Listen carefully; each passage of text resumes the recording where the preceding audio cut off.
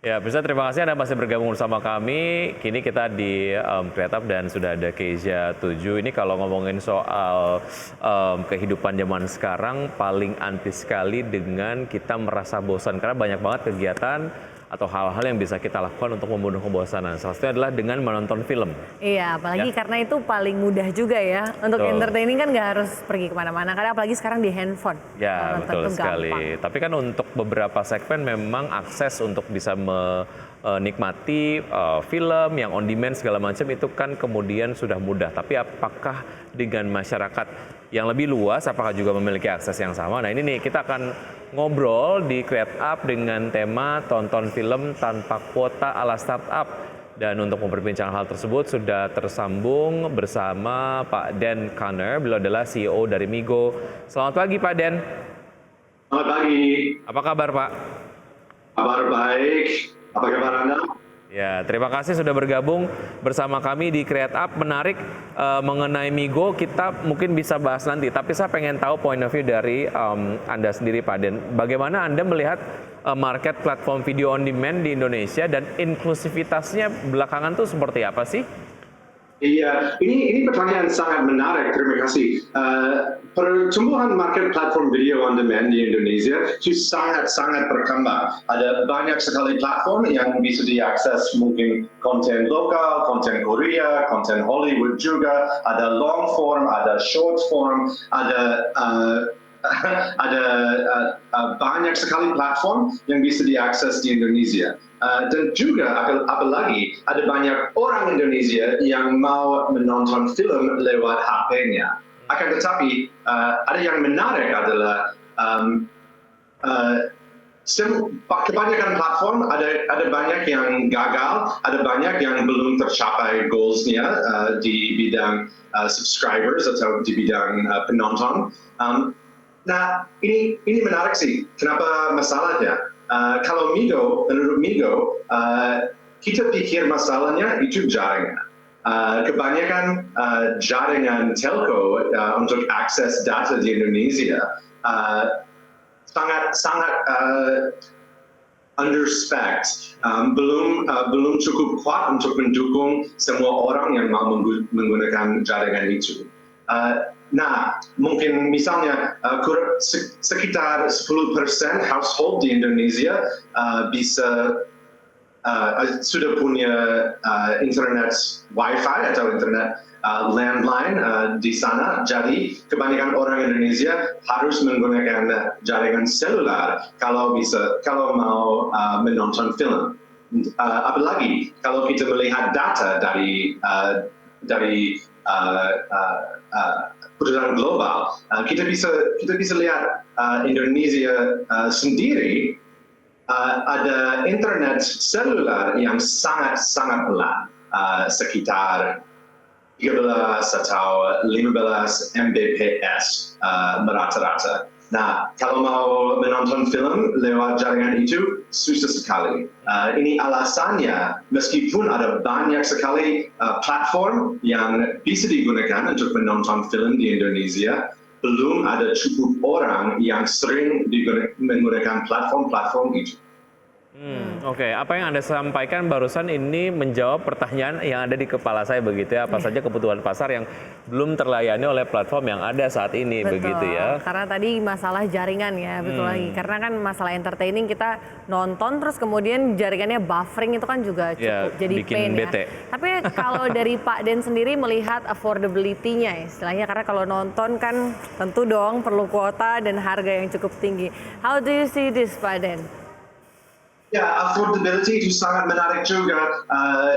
Kebanyakan orang yang ngobrol tentang platform video on demand bilang, wah mungkin cuma 50.000 per bulan, mungkin lebih rendah juga. Akan tetapi mereka belum pikir tentang harganya data. Lewat jaringan Migo, harga data itu gratis dan it always will be. Dibandingkan atau mungkin kalau pikir tentang harga data lewat Telkomsel, Indosat, XL, telco operator yang lain, dibandingkan negara yang lain, harga data Indonesia itu sebenarnya cukup murah.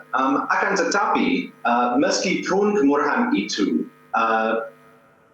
kalau rata-rata orang di Jawa Barat misalnya, kalau orang begitu menggunakan secukup data dengan orang Korea Selatan atau dengan orang rata-rata Jepang, mereka harus membayar lebih dari 1,5 juta per bulan cuma untuk charge data atau cuma untuk paket data. Nah, ini semua sudah tahu. Ini sangat terlalu mahal untuk orang biasa, untuk orang banyak, cuma untuk membeli gigabyte. Ini alasannya jaringan Migo yang sangat murah untuk dibangun dan dan gratis untuk menggunakan, sangat menarik untuk banyak konsumen di sini.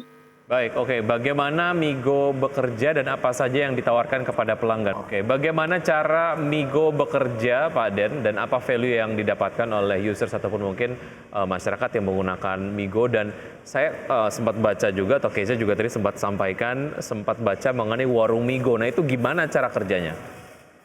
Oke, terima kasih. Kalau kita lihat dari sisi konsumen, sekarang kebanyakan pengguna HP di Indonesia belum ada Wi-Fi di rumah mereka. Jadi mereka harus menggunakan jaringan seluler.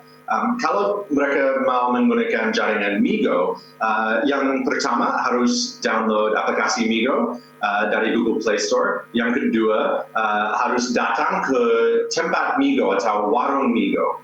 Nah, warung Migo itu tempat yang kita sudah pasang alat Migo, lewat itu bisa akses jaringan Migo.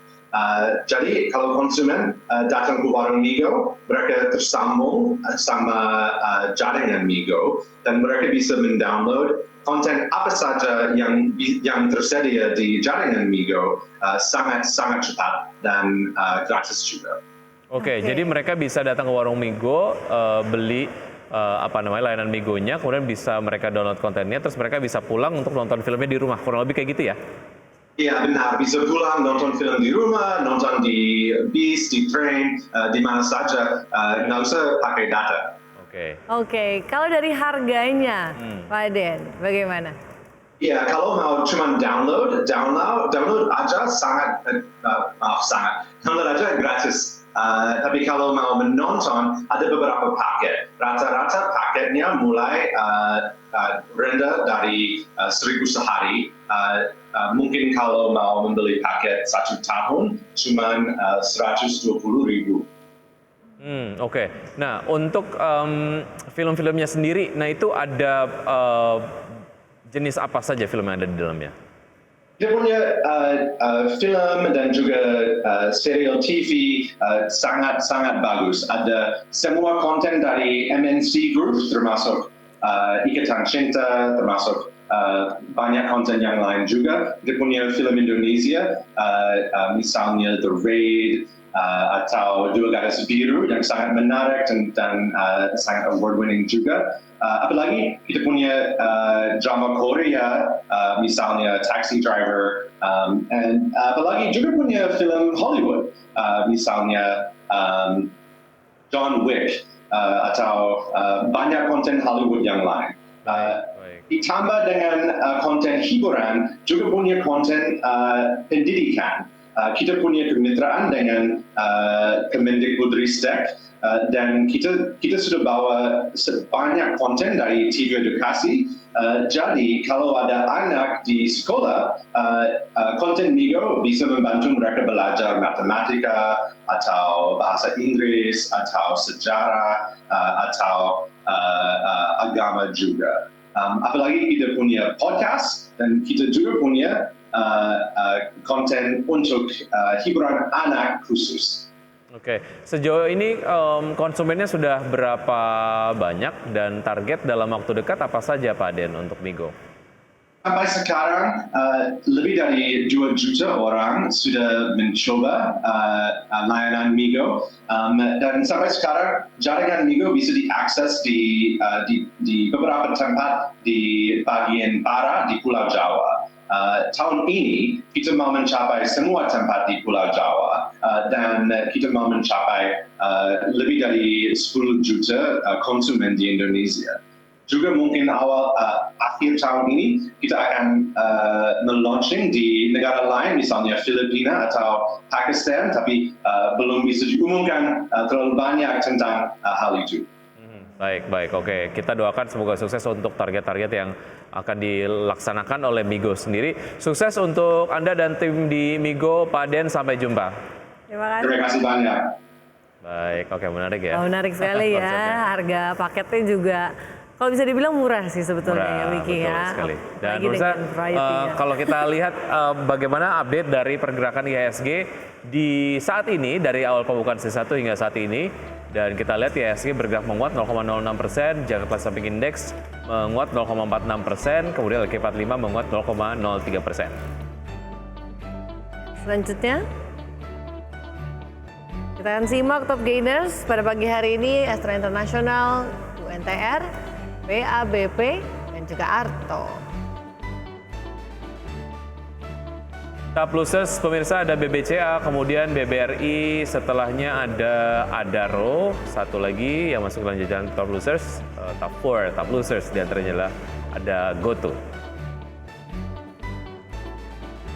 Dari pergerakan sektoral pemirsa ada industri dan transportasi logistik yang menguat masing-masing 3,52%, 0,49%, sementara konsumsi primer dan teknologi melemah masing-masing 0,56% dan 0,42%.